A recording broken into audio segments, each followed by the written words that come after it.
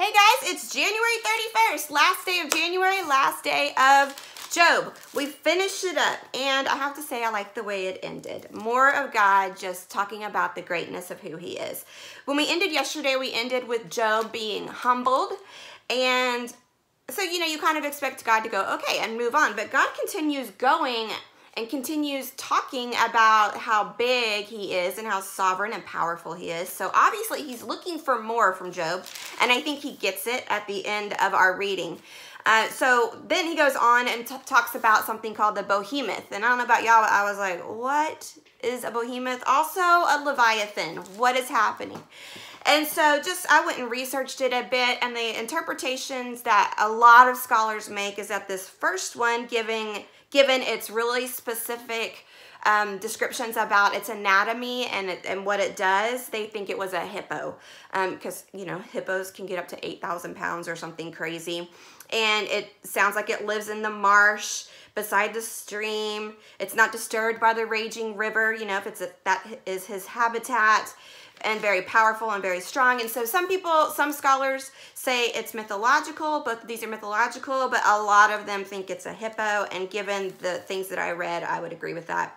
Then moving down to the Leviathan, the thought with that is that it's a crocodile. It talks about its scales and its layers of armor and its jaws and its teeth and all of that. And if you think about that, and that he swims in the water, and the water's boiling around him, and when he goes in the mud, it tills up the ground, and you think about the underbelly of a crocodile. And so those are what a lot of scholars think, and I would tend to agree with them. Also, in this part of the world at this time, both the hippo and the crocodile were seen as symbols of chaos and evil. And so it just kind of all fits for me, I feel like. And so God is, saying, okay, well, if you want to play God, then can you create these things, and can you be as powerful, more powerful than they are? Because he was kind of saying, well, not only am I more powerful, but I even created them. And so some more humbling for Job. And then, I did want to talk about verses 41, 18, and 19, because this one confused me. When it sneezes, it flashes light, talking about the crocodile or the Leviathan. Its eyes are like the red of dawn. Lightning leaps from its mouth. Flames of fire flash out. And so some people are like, ooh, it's a dragon. And that's where, kind of that talk comes from, is these verses right here. But the scholars who believe this is a crocodile just talk about how, a crocodile can go underwater and hold its breath for like 5 minutes or something. And so when it comes up and sneezes out that water and that spray, it can look like smoke in the sunlight, or it can look like fire, or the fire being symbolism for how powerful it is.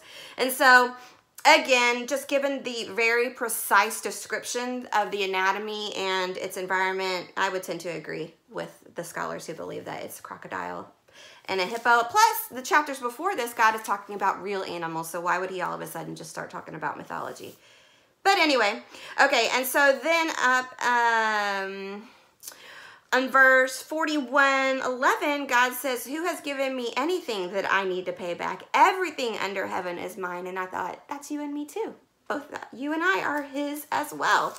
I love that. And then moving on, Job responds. And so I'm like, okay, is Job going to respond in the way that God would want him to respond? Because he's obviously trying to elicit more from Job. And Job says, I know that you can do anything, in chapter 42, and no one can stop you. You asked, who is this that questions my wisdom with such ignorance? It is I, and I was talking about things I knew nothing about, things far too wonderful for me. I said, listen, and I will speak, or you said, listen, and I will speak. I have some questions for you, and you must answer them. And I squiggly line, underline this.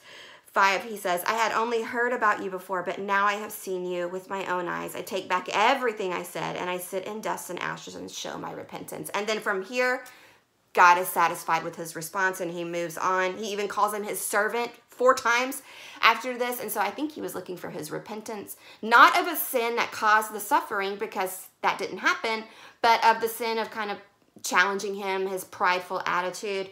And so as soon as he gets to that, then you can see that he's been reinstated because he calls him his servant. And so, you know, he goes on and blesses him more than that, more than he was blessed before. But that's not really the whole point. The point of this whole thing, I think, is, you know, from what I'm getting out of it is we can't just be so cut and dry about suffering or even any of the ways that God works. He's so much bigger. Suffering is so much bigger than we think. And we have to remember that this world is not just about this world. Our existence and our living is not just about this temporary place that we live for 80, 90 years. This is like a blip on the radar when it comes to eternity. And so there's such a bigger picture that we can't even see when it comes to God, when it comes to our suffering. But so we can't really understand all there is to know about suffering, but what we can do is trust the one who allows it. And if we know that he's good and we know that he's for us and we know that we have the hope of eternity, then we can trust him even in these really awful times because he will sustain and he will give us peace in it. And there is always a bigger purpose and we have to trust him with that. So that's it. Oh, I'm over. Okay, tomorrow, February 1st is Exodus. Exodus. Okay, so Exodus 1 through 4:17. Exodus 1 through 4:17. Talk to you tomorrow. Bye.